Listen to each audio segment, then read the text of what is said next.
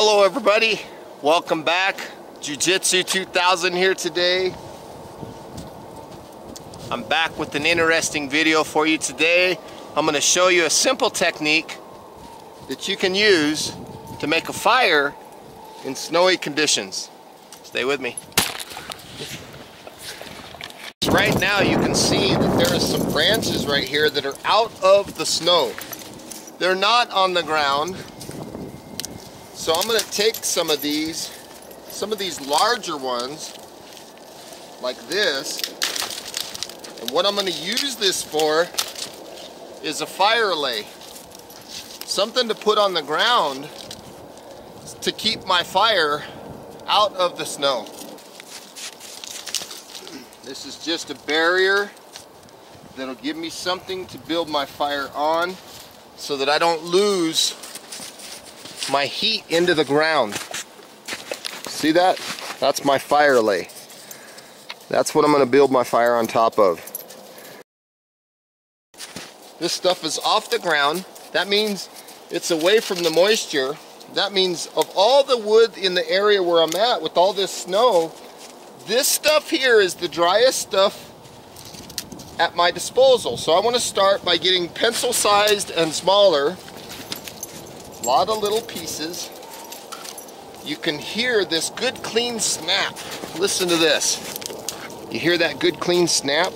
So I'm going to take these back over to my fire lay and I'm going to lay these down in a log cabin type structure. Something like this. Like a little log cabin. I'm going to use the thicker pieces that I have right now, and I'm going to save the thinner ones for later. Something like this. Just like that. Now, take my smaller, thinner pieces, lay them on the top. This is a very good fire lay for me. Just going back and forth with this little log cabin here. Nothing too crazy. If I have a piece like this, I might even stick it in the snow and start building myself a little bit of a teepee like this, because I want the heat to come up into this teepee. Make sure that the thin stuff that you're grabbing, again, that it's not in the ground. You want stuff that's in the air, stuff with that good positive snap.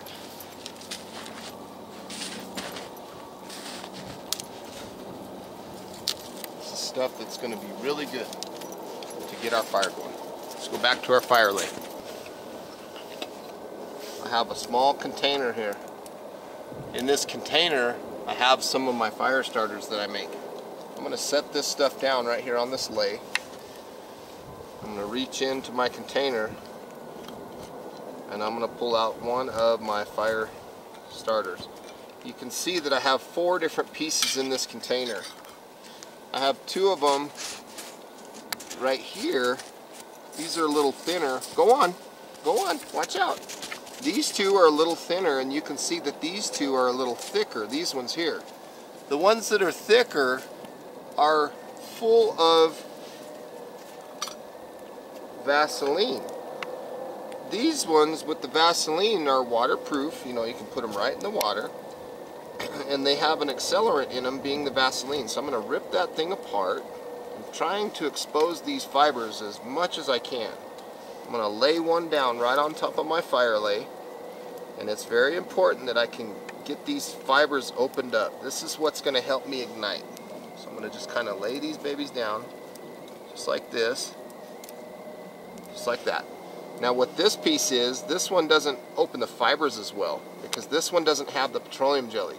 What this one's going to be is this one's going to be basically an accelerant that extends the time that my fire is going to burn. So in my pocket I have my Lightning Strike fire starter. I'm going to go ahead and ignite this piece right here. There we go. We have the ignition. Just be patient with it. Let that thing go. Start to manipulate these pieces around a little bit so that you get them on fire. Then if you want to set these on top, which are a little thicker and they don't have any petroleum jelly, they'll help you. So I'm going to lay some sticks across the top here, and I'm just going to kind of lean these down. Start my fire here. Now all these sticks that I set aside, I'm going to start making my teepee a little bit. Nothing too crazy. Just want to start getting them up on top here. And they probably are a little bit damp, but they're drier than everything else in the location where I'm at right now, but they still might be a tiny bit damp, and that's okay. What'll happen here is these fire starters that I make, they'll give enough time for this stuff to dry out and eventually ignite. And I'm not losing my heat from my fire to the ground because I built this nice little fire lay to hold it. Just like this. And these things are going to heat up and they're going to slowly ignite. I have one of each left. I'm going to go ahead and put those back. Put them back in my little container. And I like using these little containers because they're metal and they give me a container that I can use to produce char cloth. So I'm just going to let that fire go, and I'm going to pick more stuff off of this dry stuff behind me, and I'm going to just let the fire do its thing. Let it take its time, let it concentrate, and I'm going to slowly add more fuel so that it can continue to burn. Again, I'm getting fuel off of this stuff that was in the air.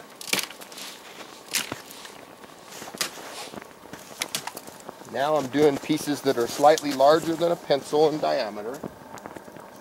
I'm just kind of leaning them to like a big teepee.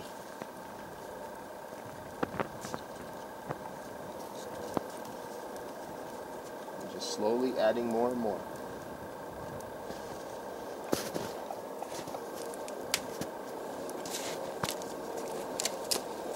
If you break off some of this wood and you don't hear that clean snap, I would not recommend putting that one on the fire in the beginning.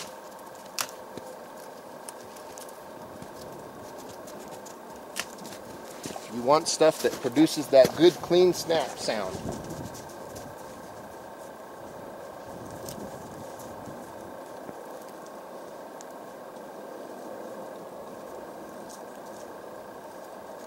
Just keep adding layers, and when you add the layers, make sure that you don't block the airflow that your fire produces. You need to maintain that airflow so that you don't smother your fire accidentally.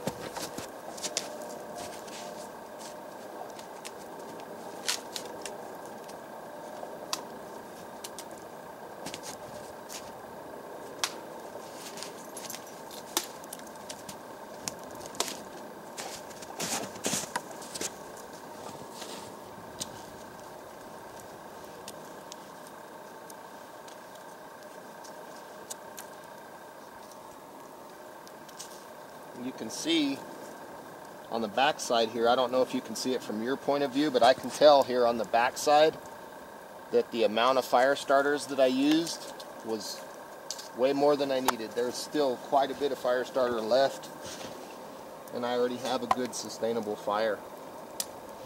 So if I wanted to pull them out, I could take a little stick there and just pull these babies out right into the snow.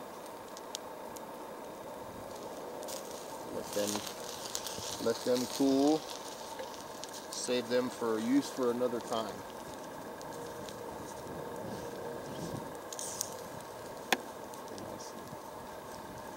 Just cool them off. That's the nice thing about them being waterproof. I can use the snow, put them into a ball. Let me show you what I got here.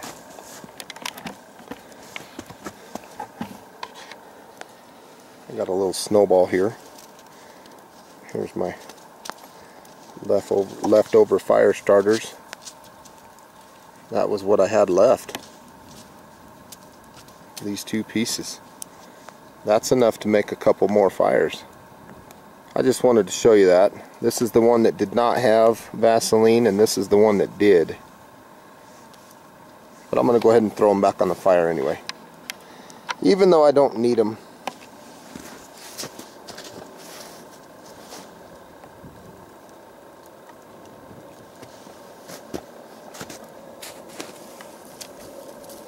When you start noticing that you're getting a good flame like that, you can start adding some mildly wet stuff like this. We have a sustainable fire now. We've got plenty of heat, so now we can pick stuff off the ground if we had to, because the fire has enough heat and it's got enough momentum going now that it'll warm and dry this wet stuff. If you have the option of still getting dry stuff, obviously we want to do that.